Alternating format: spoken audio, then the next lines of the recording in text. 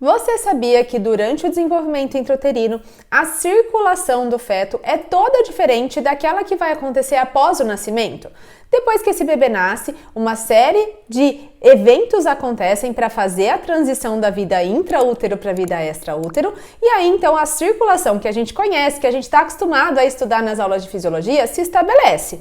Então o sangue chegando ali em átrio direito, passa para ventrículo direito, depois vai para a circulação pulmonar para fazer trocas gasosas, volta para átrio esquerdo, ventrículo esquerdo e depois então chega na circulação sistêmica, até voltar novamente para átrio direito e esse ciclo se recomeça.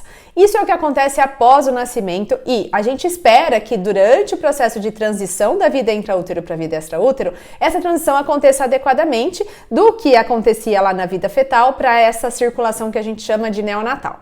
Mas o que tem de tão diferente então nessa circulação fetal? Fica aqui comigo nesse vídeo que eu vou te explicar. Eu sou Letícia Campos, fisioterapeuta. Pois bem, durante a vida intraútero, o sistema cardiovascular ele precisa se desenvolver bem precocemente. É um dos primeiros sistemas a estar funcionante no feto que está em desenvolvimento, na verdade ainda um embrião, porque inicialmente o oxigênio, os nutrientes estão chegando para esse embrião que está com as células sendo multiplicadas, que está se desenvolvendo por meio de difusão. Mas chega um momento que o número de células aumenta tanto que isso acaba ficando inviável. Por isso, o sistema cardiovascular tem que ser o primeiro a se desenvolver e estar funcionante. O coração primitivo já está funcionante e parte do sistema circulatório ali por volta de 21 dias de gestação. Então, ele se desenvolve muito precocemente, mas durante todo o período da gestação, essa circulação vai ser toda adaptada. Por quê? Primeira diferença que eu vou falar aqui para vocês. Os pulmões do feto que estão em desenvolvimento, obviamente, não estão fazendo trocas gasosas. Quem está fazendo a troca pelo bebê é a mãe. Então, chega via placenta, cordão umbilical, chega oxigênio, nutrientes, tudo que esse feto precisa para se desenvolver e depois volta para a placenta por meio do cordão umbilical. Então, esses pulmões, é claro que não está em contato com o meio externo, ele não está preenchido por ar, ele não está fazendo trocas gasosas. Quem faz isso é a mãe via placenta. Então, primeira diferença é, os pulmões não realizam trocas gasosas. Se eles não realizam trocas gasosas, não tem por que perder, entre aspas, tempo de todo o sangue passar pelos pulmões para depois chegar do lado esquerdo do coração e circulação sistêmica. Por isso, nós temos aqui a segunda diferença da circulação fetal para a circulação após o nascimento.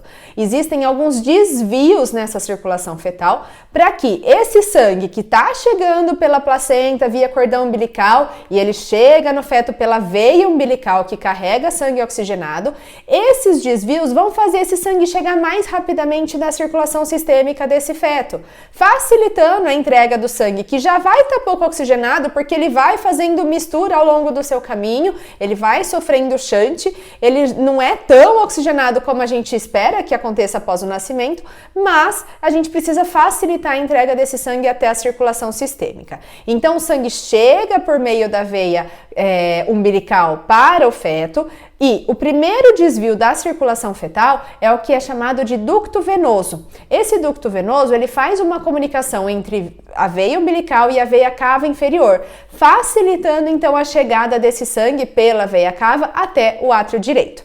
Chegando no átrio direito, existe o segundo desvio da circulação fetal, que é o forame oval. O forame oval faz uma comunicação entre átrio direito e átrio esquerdo. Então, o sangue chegando ali, vai seguir aquele caminho que a gente já conhece, que é para ventrículo direito, artérias pulmonares, mas uma parte desse sangue passa direto ali para o átrio esquerdo por meio do forame oval, que é o segundo desvio da circulação fetal. E aí, a partir do átrio esquerdo, ventrículo esquerdo, artéria aorta e circulação sistêmica.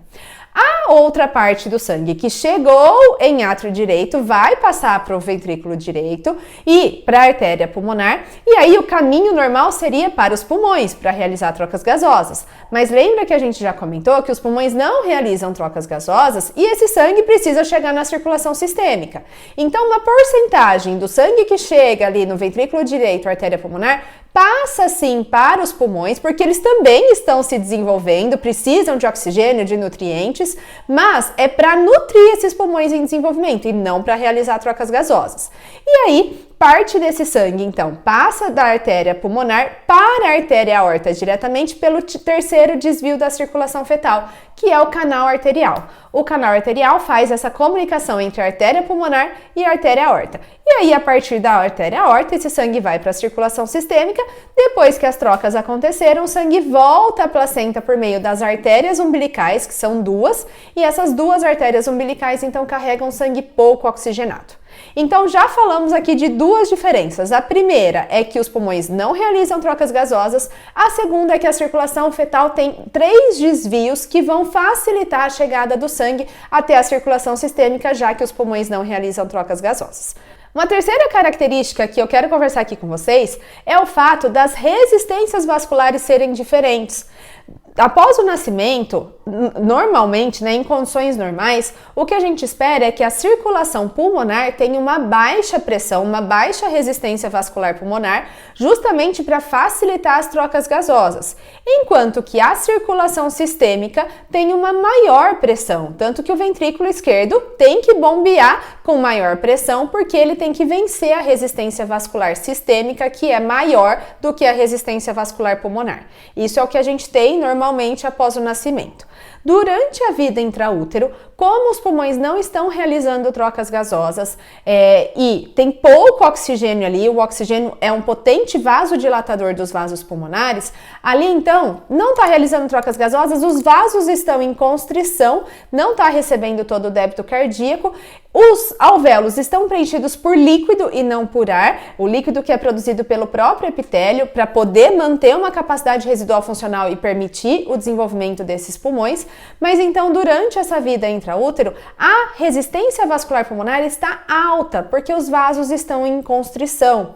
Então, durante a vida intraútero, existe uma alta resistência vascular pulmonar. Isso faz com que do lado direito do coração a pressão seja maior do que do lado esquerdo.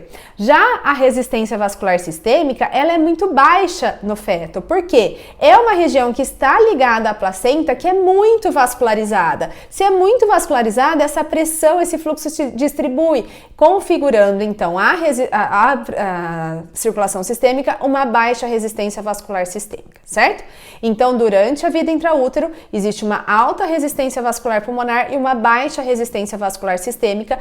Com o nascimento, com a transição da vida intraútero para a vida extraútero, essas resistências se invertem, conforme aumenta a quantidade de oxigênio, porque esse bebê começou a respirar, aumenta a chegada de sangue até esses pulmões, esses desvios que eu comentei vão se fechar, aumentando a quantidade de oxigênio nos pulmões. Isso vai promover uma vasodilatação e a gente espera que esses vasos então dilatem, diminuindo a resistência vascular pulmonar.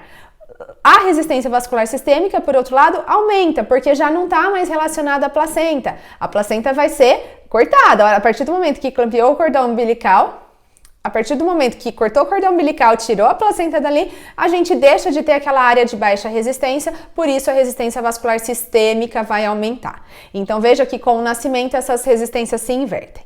Resumindo tudo o que a gente conversou aqui, a circulação fetal, ela é diferente da circulação neonatal e, se eu puder resumir aqui em 3 características, quais são elas? Primeiro, a gente tem pulmões que não realizam trocas gasosas. Quem está fazendo isso pelo feto é a mãe, via placenta, cordão umbilical. Após o nascimento é que esses pulmões vão assumir as trocas gasosas, se tudo acontecer bem após o nascimento. Segunda característica, para facilitar a entrega de sangue para a circulação sistêmica, já que esses pulmões não realizam trocas gasosas, nós temos 3 desvios da circulação fetal que, após o nascimento, devem se fechar. Esses desvios são ducto venoso, que faz comunicação entre veia umbilical e veia cava inferior, forame oval, que faz comunicação entre átrio direito e átrio esquerdo, e canal arterial, que faz comunicação entre a artéria pulmonar e a artéria aorta. E a terceira característica é que, diferentemente do que acontece após o nascimento, durante a circulação fetal, a vida intraútero, a resistência vascular pulmonar é alta e a resistência vascular sistêmica é baixa. Após o nascimento, isso se inverte. Eu espero que você tenha aproveitado esse conteúdo. Se você gostou, deixe aqui o seu like e eu te vejo no próximo vídeo. Até mais!